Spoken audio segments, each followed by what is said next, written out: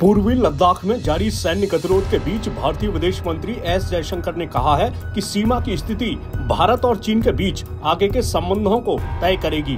दरअसल Asia society policy institute की शुरुआत के मौके पर एक समारोह को संबोधित करते हुए सोमवार को विदेश मंत्री ने संयुक्त राष्ट्र में सुधार, क्षेत्रीय सहयोग, संपर्क और एशिया के भीतर अंतर्विरोधों के प्रबंधन सहित कई महत्वपूर्ण मुद्दों पर बात की।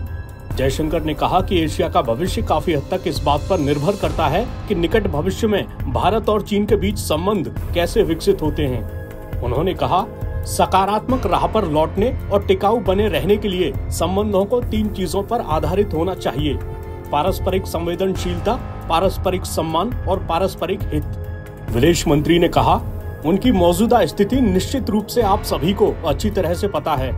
मैं केवल ये दोहरा सकता हूँ कि सीमा की स्थिति आगे संबंधों को तय करेगी।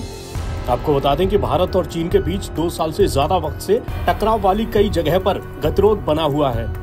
हालांकि उच्च स्तरीय वार्ता के नतीजे के तौर पर दोनों पक्ष कई क्षेत्रों से पीछे भी हटे हैं, लेकिन दोनों पक्षों को टकराव वाले बाकी बिंदुओं पर जारी गतिरोध को दूर करने में सफलता नहीं मिली है। कुछ दिनों पहले जयशंकर ने कहा था कि चीन ने भारत के साथ सीमा समझौतों की अवहेलना की है, जिसका साया द्विपक्षीय संबंधों पर पड़ रहा है। उन्होंने कहा था कि संबंध एक तरफा नहीं हो सकते हैं और रिश्तों में आपसी सम्मान की भावना होनी चाहिए। उधर भारत चीन संबंधों को लेकर चीनी राजदूत सुन वेडोंग का बड़ा बयान सामने आया है। उन्होंने कहा है कि भारत और चीन को प्रतिस्पर्धी होने के बजाय सहयोगी के तौर पर साथ आना चाहिए। उन्होंने बेंगलुरु में एक सेमिनार से इतर ये बात कही।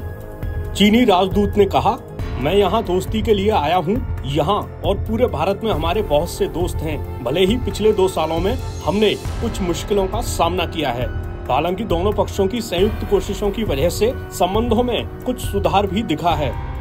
वेडोंग ने कहा कि भारत चीन संबंधों पर आपसी सहमति तलाशी जा सकती है, क्योंकि दोनों देशों के लिए द्विपक्षीय संबंध काफी महत्वपूर्ण हैं।